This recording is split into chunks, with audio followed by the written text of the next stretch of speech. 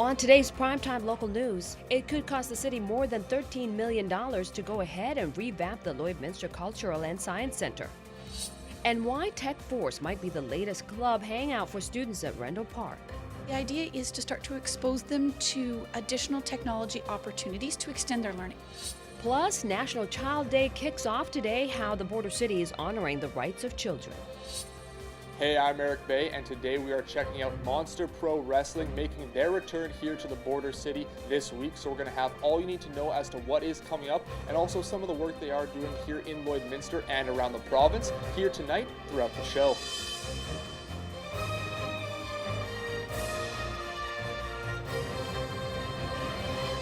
Prime time local news, serving the Lakeland and Midwest regions.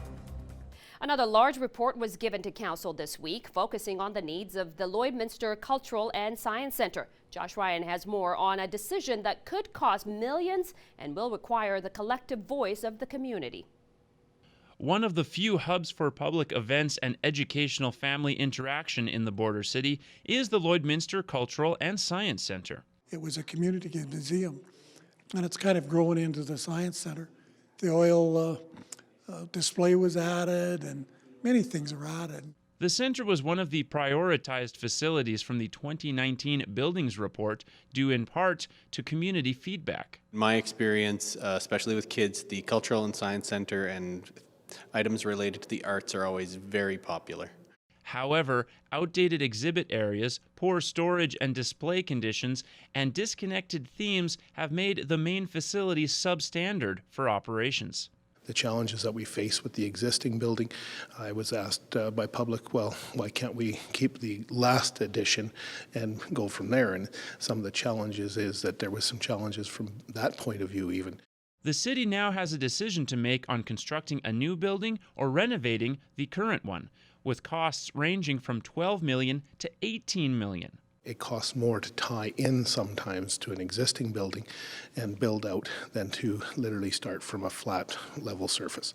Making this decision will require public input. We really got to look a little bit deeper at what that facility needs to be to the community to really get the most value for our residents. Can we have a science center that's smaller, newer, and better, and a revolving collection rather than certain things sitting there forever?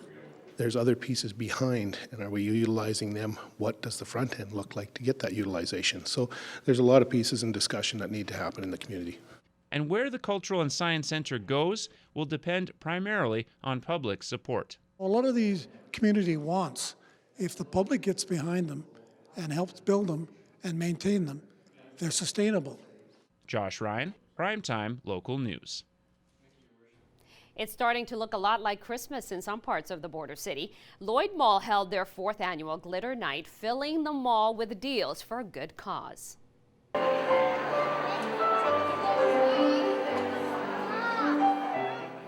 Glitter Night is Lloyd Mall's way of giving back. Each year, nonprofit organizations work with the mall to raise money for their organizations. This year had 26 nonprofits join the night, as also giving back with door prizes for those who came down. With so much to do in the night, we asked a few people attending what their favorite part is. It's great. Like I said, I'm not local, traveling through Lloyd for work, and just kind of stumbled across this. I think it's a great way to kick off the season and to do it as part of a donation for the shelter. It just, again, it really reinforces why we celebrate. I think just seeing all the people here tonight, running into old friends, but the sales are all so good, and it's just been really good. Later this month, on the 22nd, the Grinch will be at the Lloyd Mall, available for pictures. And now we head out to Eric Bay, who was on location earlier today. Back here again, and today we are talking about Monster Pro Wrestling making their return once again here to the border city, and I'm joined today by Mike Leslie. So first off, I guess you guys have been here, this will be your 4th time, so can you tell us a little bit about what fans can expect this time around? Hard-hitting action. We're excited that we're in town here now at the Moose Lodge, and it's a great card. We're all about entertaining our fans and stuff, so we we just like to come into towns, and we don't just take the money and run. We like to put on a good show. We like to be able to return here. We've had a great fan following so far. Our sponsors are great. The fans, like, it keeps growing every time we come, so we're quite excited about our return. And then obviously there's that local flavor here as well with Mitch Clark taking part. So can you talk a little bit about that and how it's nice to have, I guess, that local connection as well when you do come into town? Yeah, a little bit about Mitch. We have the best of the best at Monster Pro Wrestling, and we have the best of the worst. And Mitch Clark is quickly becoming the best of the worst. He, I don't know if we would call it a fan following that he has, but he's definitely made an impression on his hometown here. All right, thank you for this, and we are going to have some more from back here again, continuing with Monster Pro Wrestling and all that you can expect here coming up, and also what they will be doing here in the community. But before that, we're going to go back into the studio.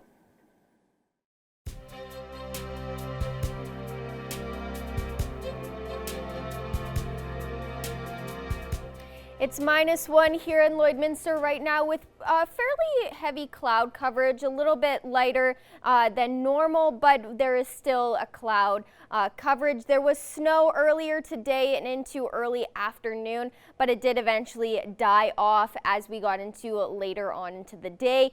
8 km/h winds coming in from the west-southwest, making it feel like closer to around -4 degrees.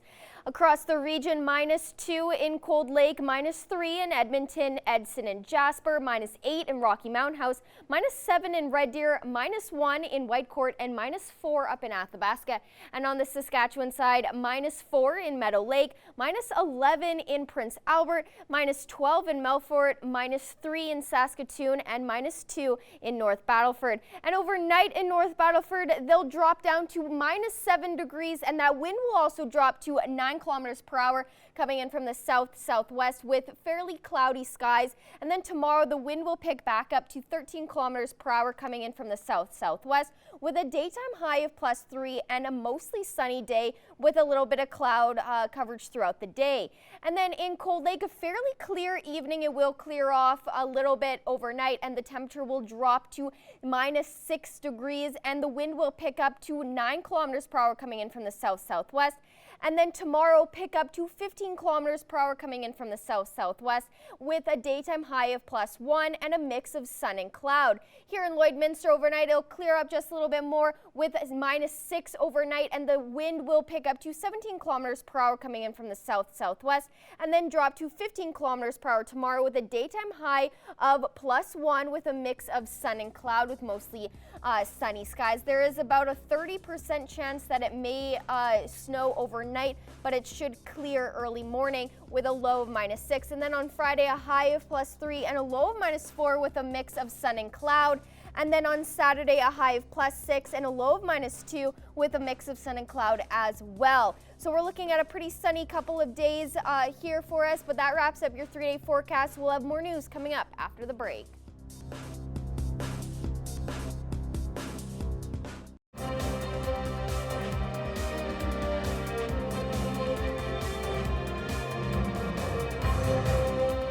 Welcome back. Today's World Children's Day across the country and around the globe. The Lloydminster and Area Early Years Coalition and the Public Library had an event earlier today marking the celebration of this day. World Children's Day was first established in 1954 and is a day to celebrate kids around the world, as well as when the United Nations adopted the Declaration of the Rights of the Child signed in 1959. We were really celebrating National Child Day and announcing the launch of our children's charter. So the rights that our children in our community have, and we wanted to engage community to be part of that celebration. The Early Years Coalition brought forward their new children's charter in the border city. Maureen says the reason they brought forward this new charter is for people to remember that children should be treated fairly and should be allowed certain rights. It's important that children are engaged in part of community, that they have the opportunity to be raised in a safe community and that their basic needs are met, and that they also have the opportunity to share their voice, to talk about what's important to them, and that the community sets a venue for them to do that. Another event being hosted in honor of National Child Day will be this Saturday from 10 to 2 at the Service Sports Center and is free for families. The event will have activities for kids as well. It's also a chance for families to connect with the community. Well, back in April, a technology club known as Tech Force was introduced at the College Park School. Now the club has been implemented in all schools within LPSD. In this week's Beyond the Classroom, our Abby St. John takes a look at what students at Rendell Park School are doing in Tech Force. Tech Force at Rendell Park School is a club for grades 5 and 6 students to gain more knowledge and create new things using technology. The idea is to start to expose them to additional technology opportunities to extend their learning. The students are able to use technology to build and program different things. In Tech Force, you get to work with robots and you get to code and you get to build robots, and it's basically all about problem solving and learning what to do when you need someone to help. Part of problem solving for the students is realizing a mistake and figuring out what went wrong. The robot that I built, actually when I told it to go forwards, it went backwards. And then when I told it to go backwards, it went forwards. So I figured out not that long ago that some cords were plugged in wrong, and then it worked. Within Tech Force, there are different levels that the students work to achieve, starting with Master. Epic is where you do a bit advanced stuff, more like a bit advanced than Master, and then in Legendary, it's you do more advanced than Epic, and then once you pass Legendary, you can go into classes and teach other people. When asking what some of their favorite things that the students have made, they had this to say.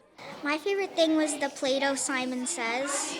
And so you have tinfoil around your wrist and it's hooked up to the computer, and then you play a game and have to try and follow the pattern. My favorite thing was the MBot, and what you do in it is you build it and then you program it and then you use some apps to play around with it. Technology continues to grow and expand every day, so exposing this program to these students will only further their knowledge. This generation is sort of native technology users anyway. These are the kids who have no fear of picking up and using an app and worrying they're going to delete something. They are ready to use it, so let's expand their knowledge and use it to solve problems and further their learning. The idea of Tech Force is not just to make the students consumers of technology, but to be creators and collaborators. For this week's Beyond the Classroom, I'm Abby St. John. Don't wait until next fall to take charge of your future. Apply to Lakeland College today. For details or to apply, visit lakelandcollege.ca today. And now here are your stock market prices for today.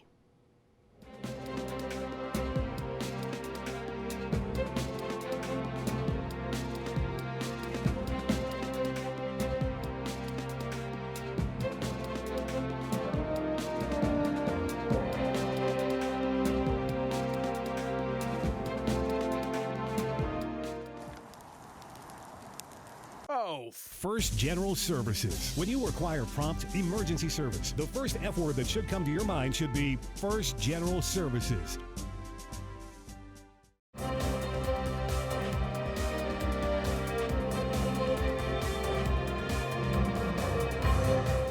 Welcome back. A vindictive and malicious decision by two British Columbia berry farmers to poison their fields rather than hand over the farm in a court order sale has cost the two men almost $3 million. A BC Supreme Court justice says demand to the farm in Langley by former owners Zora and Harminder Grewal will be felt for more than a decade. Chemicals were sprayed on almost 24 hectares of healthy blueberries, destroying the crop just as the farm changed hands. New owners had purchased the property in a foreclosure sale in 2017. The justice has ordered the purchase price of the farm be cut by nearly $2.8 million and set punitive damages of $150,000 to denounce the Grewal's misconduct.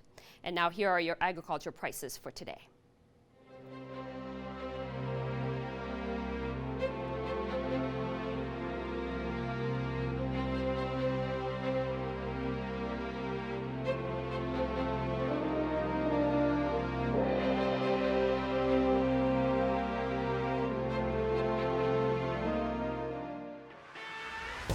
We're a part of less than 5% of Canadian auto body shops and Lloydminster's only locations with certified collision care recognition at City Centre Auto Body.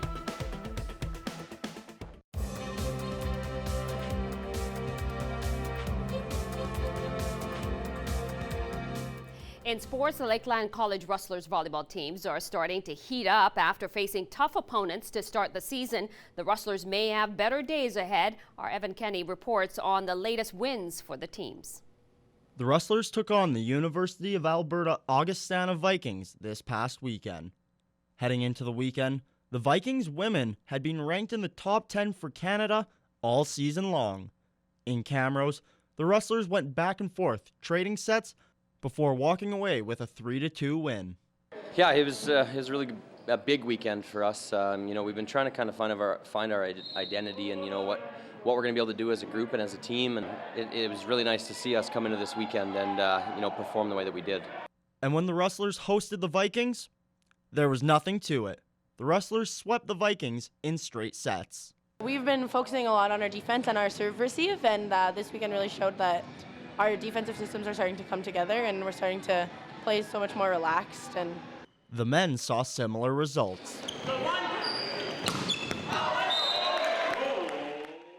Back-to-back 3-1 victories got the Rustlers back up to 500, and with the toughest stretch of their schedule over, not really playing our best in that first set and then coming back and winning 3-0 pretty handily. Again, just shows that we didn't panic and just shows the experience and the veteran presence we have. Friday, the Rustlers will host Concordia, who sits one spot back in the standings. The Thunder's men's team won their first 2 matches of the year last weekend. Evan Kenny, Primetime Local Sports. And now for your weather update with our Abby St. John.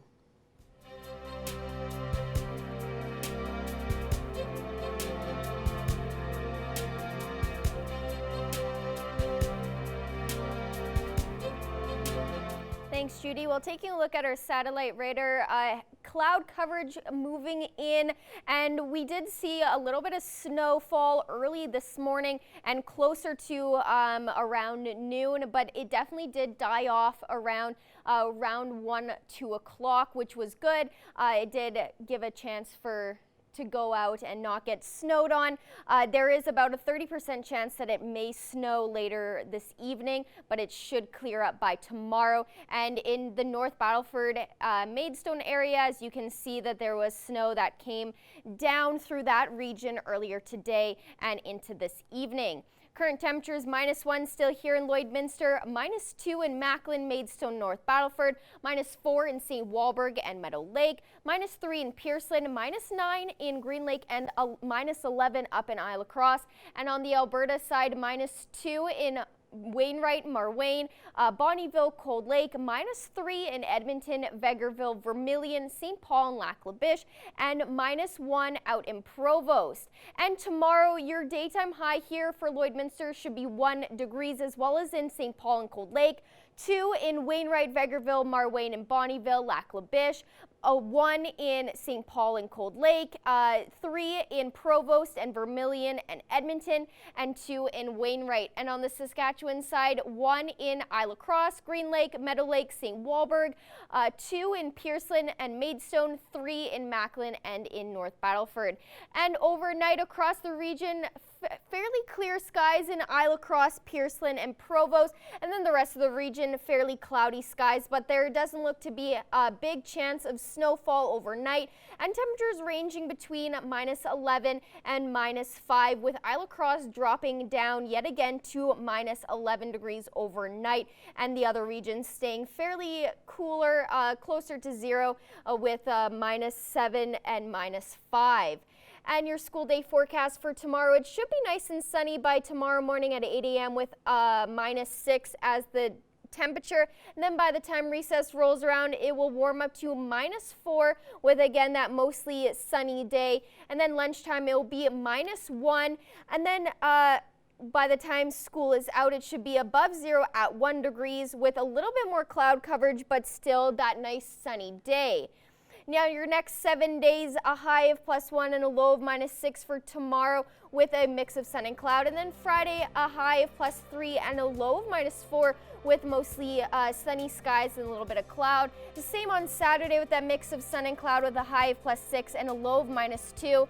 Then on Sunday, a little bit more heavier cloud coverage with a high of +3 and a low of 0. And then to start your week off on Monday, a high of 0 and a low of -3 with a mix of sun and cloud. Then on Tuesday, there's still that 65% chance of some snow with a high of -8 and a low of -11. So we are getting back down to below 0. And then on Wednesday, will be a mix of sun and cloud throughout the day with a high of -9 and a low of -15. That wraps up your 7-day forecast. We'll have more news and the question of the day coming up after the break.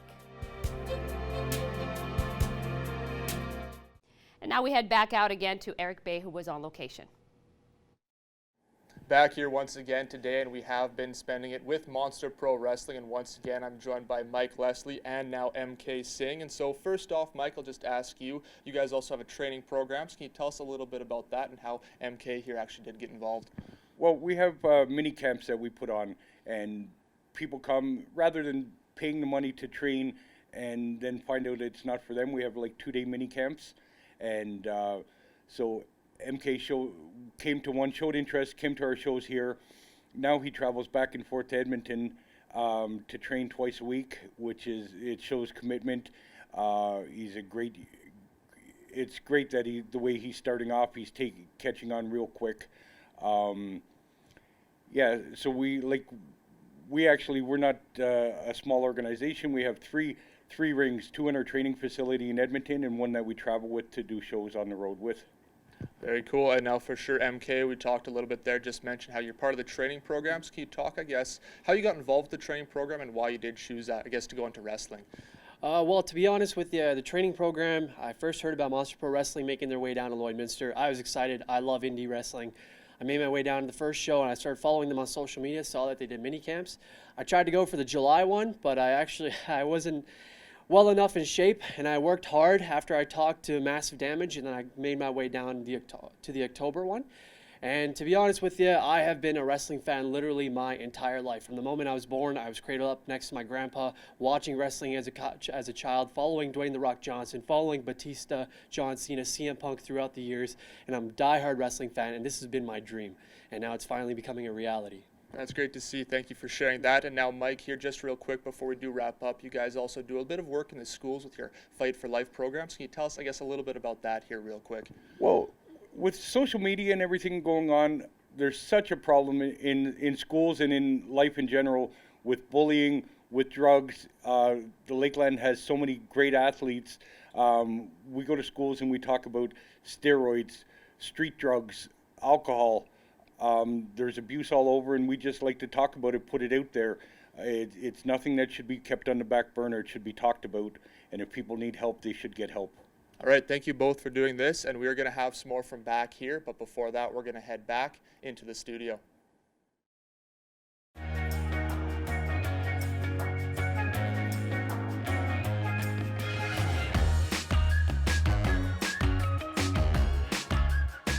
Oh, it's that time again where Christmas is creeping up at the corner, and we were excited, and we were seeing a lot of people decorating their houses and everything.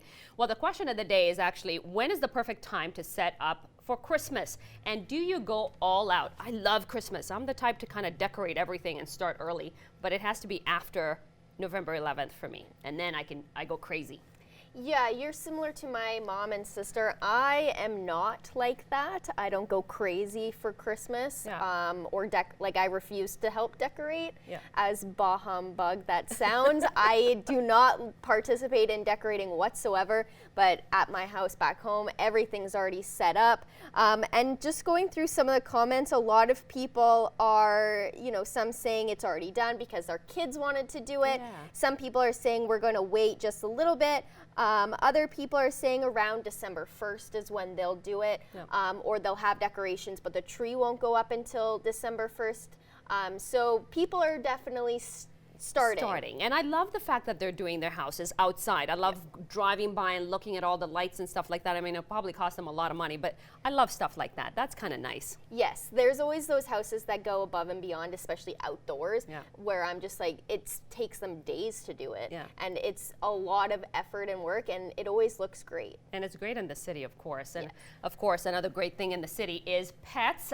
This is Pet of the Day, of course. We've got a lot of pets that you guys have sent for us, pictures that you get entered to win a gift card from the Pet Pad. Check out some of the cute ones that you guys sent today.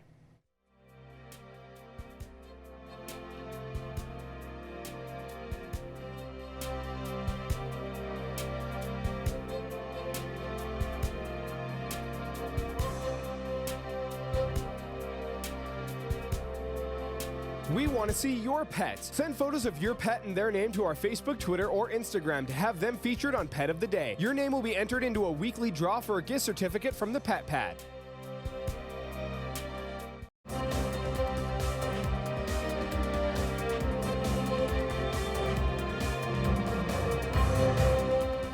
So we've kind of changed things up a little bit. Josh Ryan is here. Josh, I am. You are on the other side today of the camera. Does this feel kind of weird for you? You're usually asking the questions or making the comments. I mean, I've gotten some small reps with having Evan take over that side. But yeah, it does feel a little bit odd to be on the other side, not gonna lie. Well, we're here to talk about a very important subject, and that is Movember. The bad mustaches are back, but it's bad mustaches for a good cause. So tell me why you got involved, Josh. Well, certainly not to just wear this mustache by any means.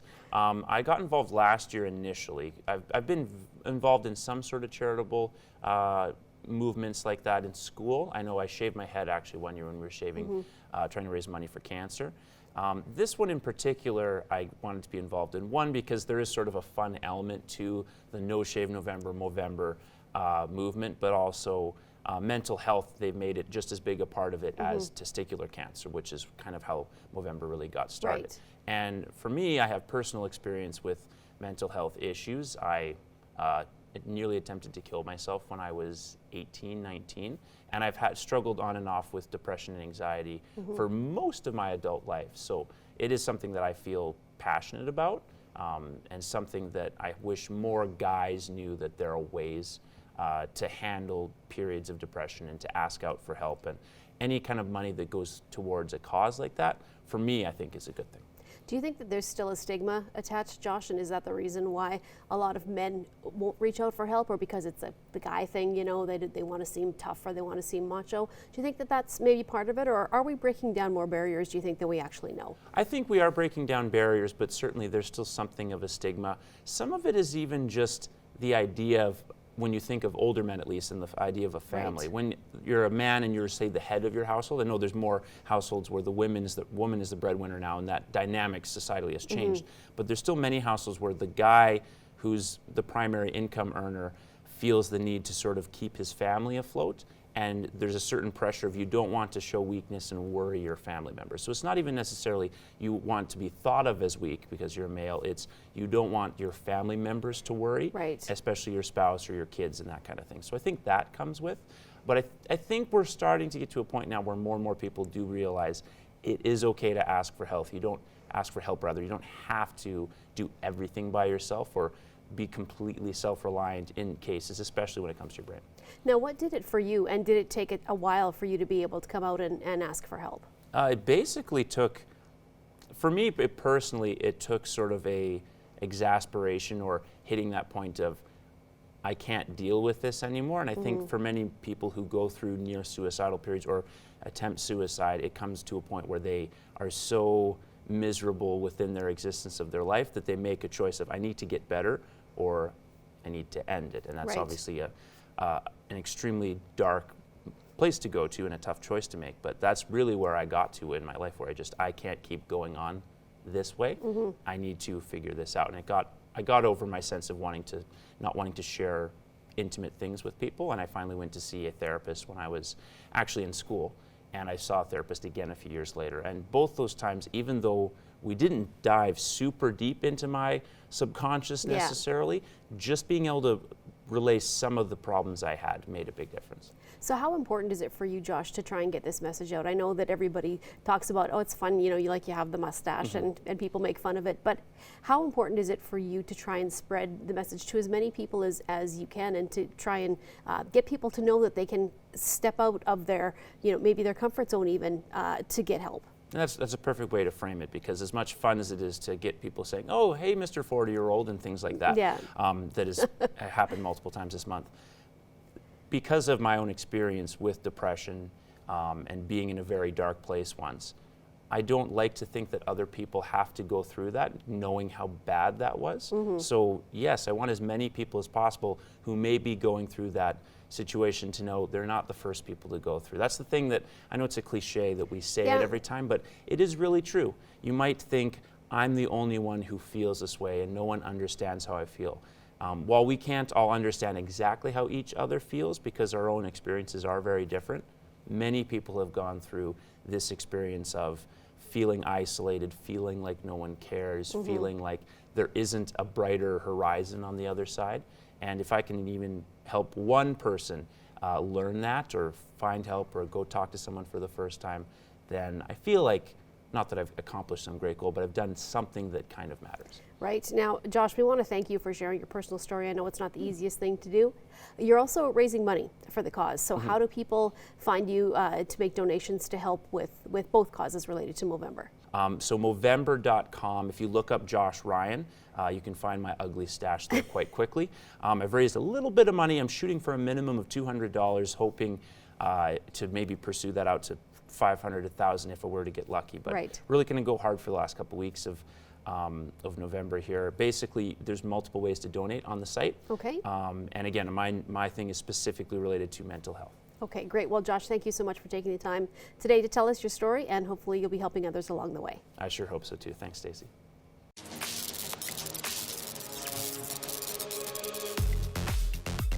Hey, it's Justin Marshall, Hot 101.3 and Boom 95.3. Here's what's happening around the Lakeland. Well, coming up on Friday in Bonnyville, Alberta, Beaver River Fishing Game Building starts at 7 o'clock. It's Monster Pro Wrestling. Promoter Mike Leslie is here. What can you tell us? It's just going to be an exciting night of entertainment for Bonnyville. It's family entertainment. There's no blood or anything like that. It's just straight up entertainment.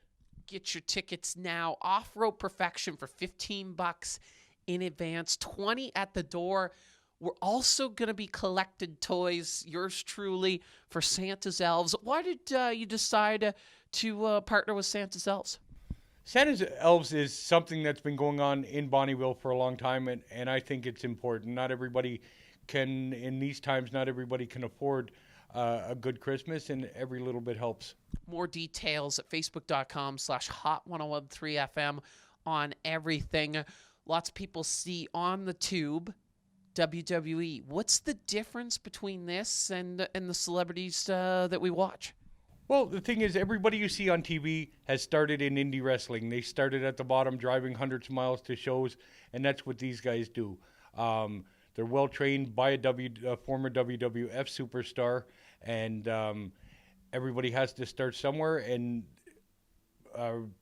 indie wrestling in Alberta is a real buzz right now, and we have some of the top guys working with us. Mike, can't wait to check out the show on Friday night. Thank you, Justin. Everybody come on out and have a good time. And if you have an event you would like to feature on What's Happening, shoot me an email, jmarshall@stingray.com.